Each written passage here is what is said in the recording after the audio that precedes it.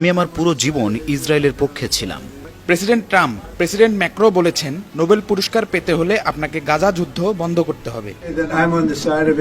আমি বলতে বাধ্য হচ্ছি যে আমি ইসরায়েলের পক্ষে। আমি আমার পুরো জীবন ইসরায়েলের পক্ষে ছিলাম। এভাবেই নিজের অবস্থান স্পষ্ট করেছেন মার্কিন প্রেসিডেন্ট ডোনাল্ড ট্রাম্প। অন্যদিকে নোবেল শান্তি পুরস্কার পাওয়ার বিষয়ে ট্রাম্পকে খোঁচা দিয়ে ফরাসি প্রেসিডেন্ট ইমানুয়েল ম্যাক্রো বলেছেন গাজা যুদ্ধ বন্ধ করতে পারলে এ পুরস্কার পেতে পারেন ট্রাম্প।